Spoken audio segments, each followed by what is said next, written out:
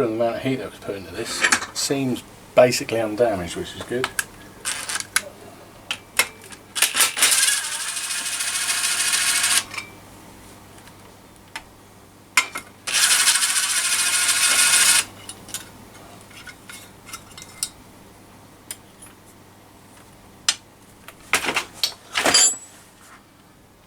As with everything, take a picture as you take it apart. Makes it a hell of a lot easier to remember how to put it back together.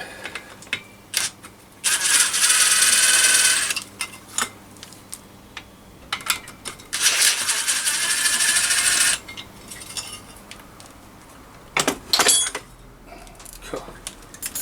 Smell of burning grease and oil. Yeah, and I'll definitely need a new one of those.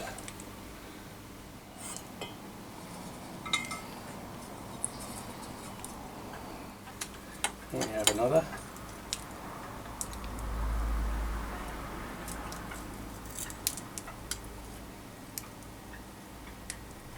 Disc with a seal, which is burnt.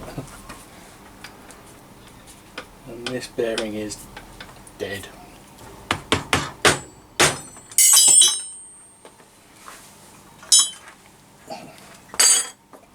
Looks like another one needs pressing out, doesn't it? That plastic bush is dead.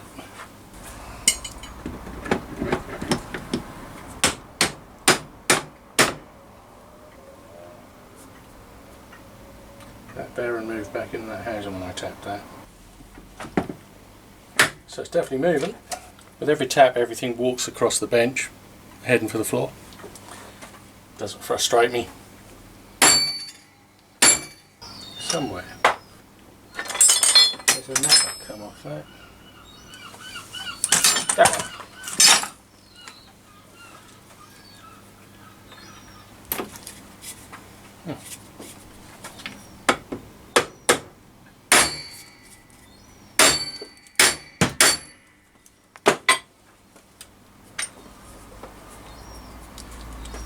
Something else fell in.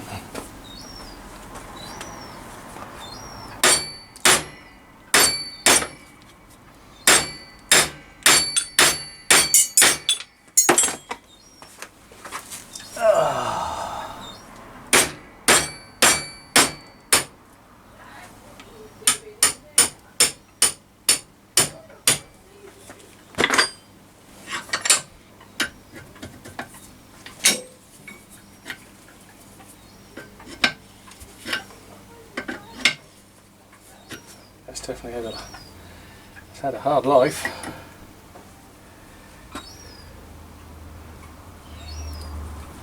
So in here we've got a pair of seals and a needle roller bearing, and in here we have a cooked deep row ball bearing. There we go. Which will not turn by hand. It is that cooked. So that's dead. Quite hideous oily mess in there.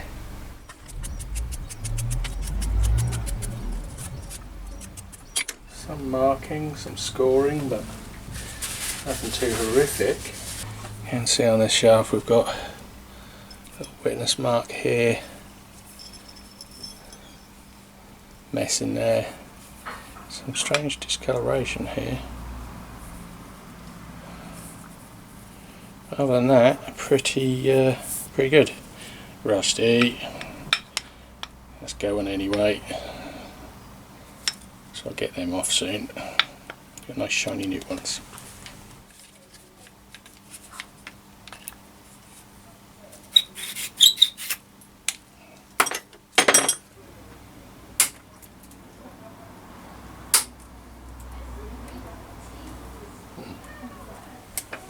That went well.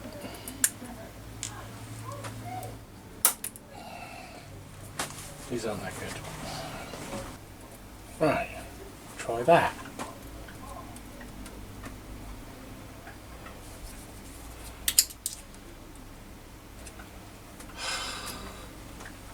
These really aren't that good.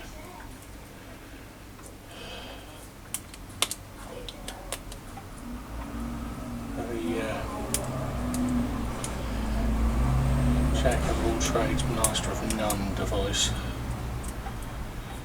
Right.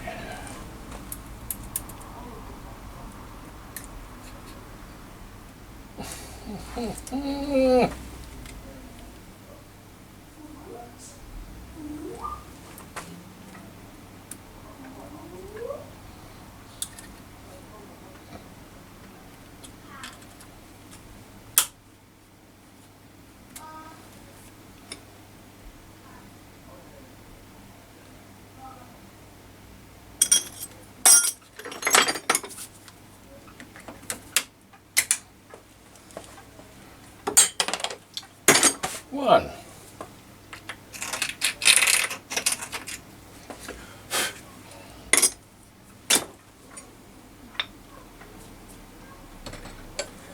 What I really need is a proper pair of circlip pliers.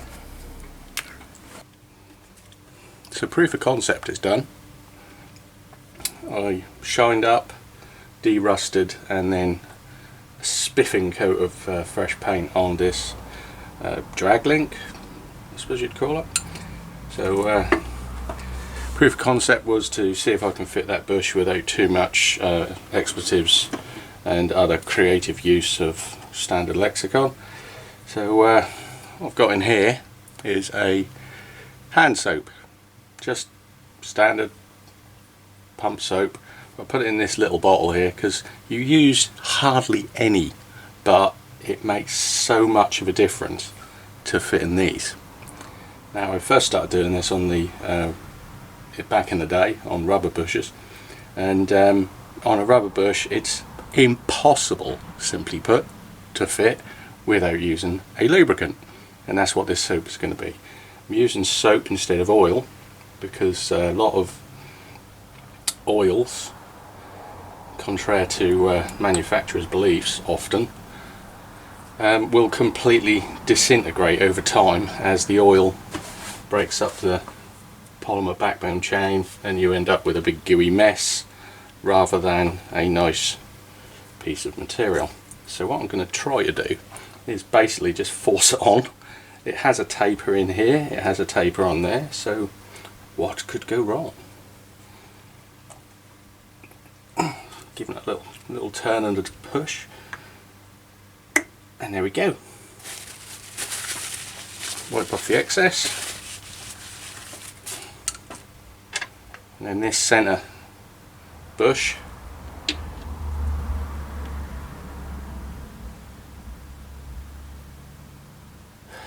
and there we have it.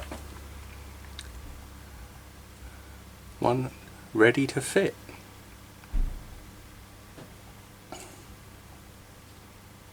Quite pleased with that. So what I'm going to do is check that the device is tight, because the amount of times I tap things and they end up in my lap is legion.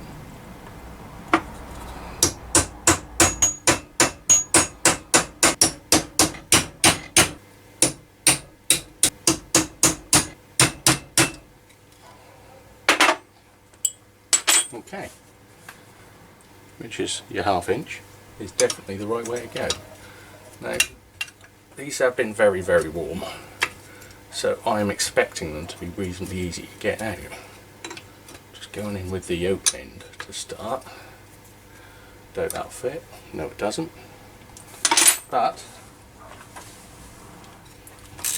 we have this nice little ratchet. They are actually really loose.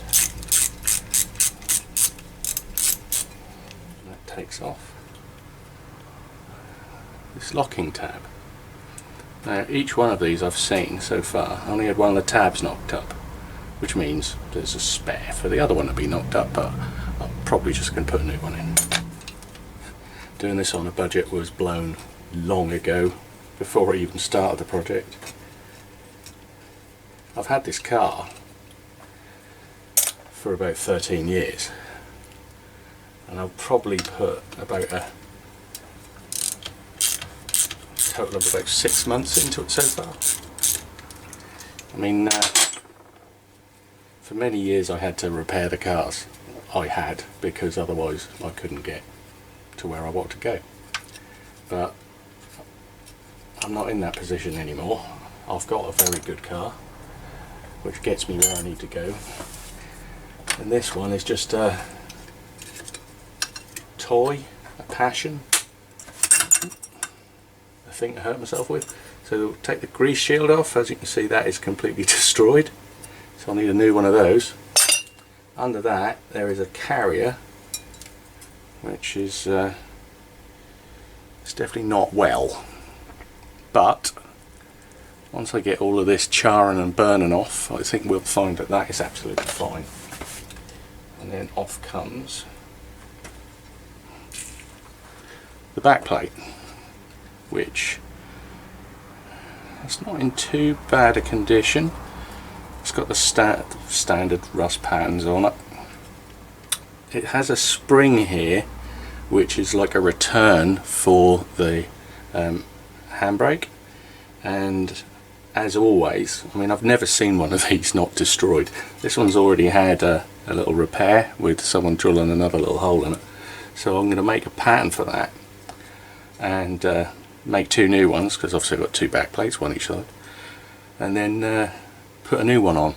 But that's another one where I'll clean everything up and then make things and repair things while I've still got the other side to use as a reference, which I find saves a lot of frustration. I will use the amazing Fitzall 3000 spanner. There is a bolt holding this link into here in this age-old dead rubber, and I've tried giving that some gentle encouragement, but it has yet to come out. So, because I'm sure it wants to come out, it just needs to be convinced.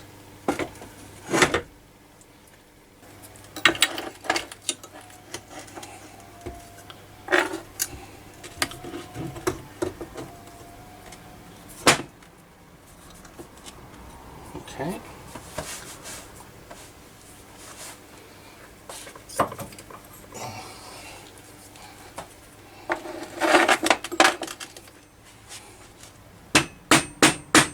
Okay, so it's not stable.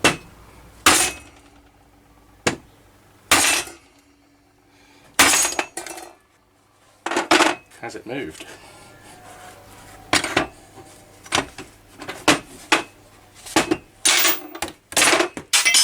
Put that down there. No.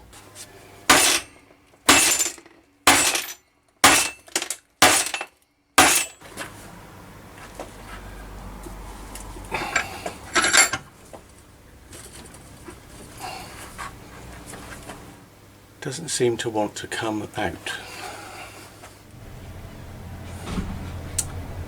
Yet another thing that I think I'm going to end up oxy-acetylening.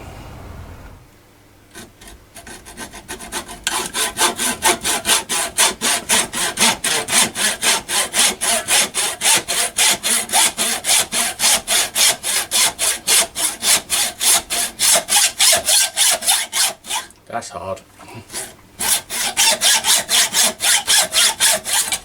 Actually hear that saw blade. They're sharp.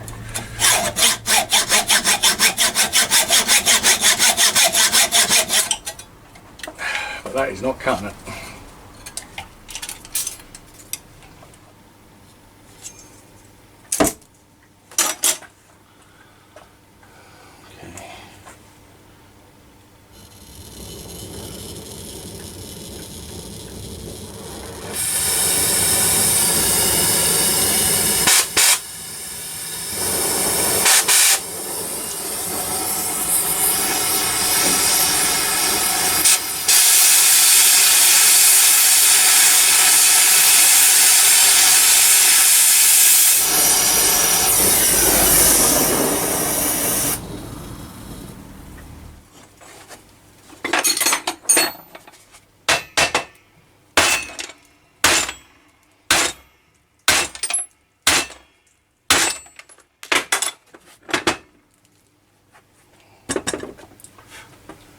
I don't want to come out. This is going well.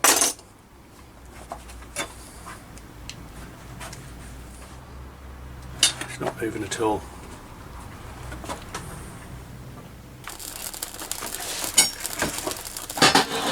I have fire. And I have a massive gauge. This is where that tea comes in handy.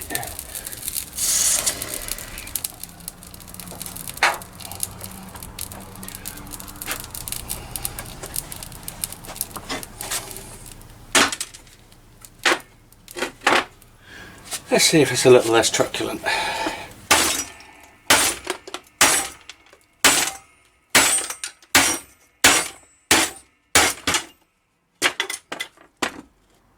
That'll be a no.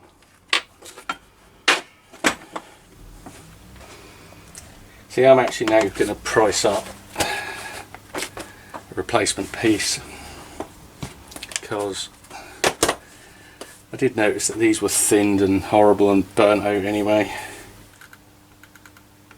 If these come up no longer available, I'm going to keep arguing with it. 50 quid each. So with that in mind, this now becomes scrapping it with as minimum damage to the bits I want to keep as possible. That I can do, because I'll just cut through there, snap, snap, tappy tappy tap, mess everywhere. Happy days.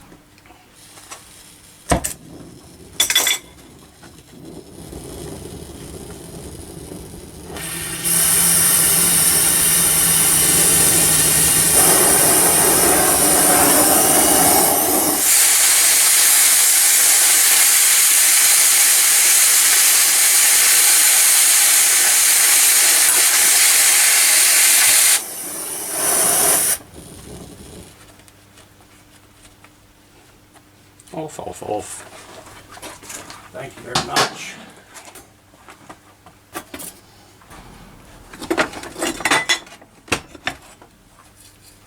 Still absolutely lodged in there.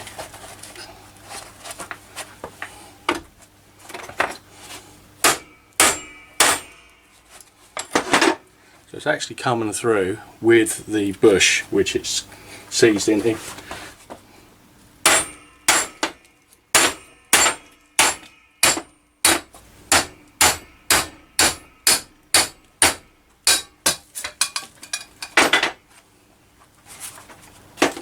Not exactly a result, but at least it's off. Now we've got to get the bearing out of there, so there's even more hitting things with hammers.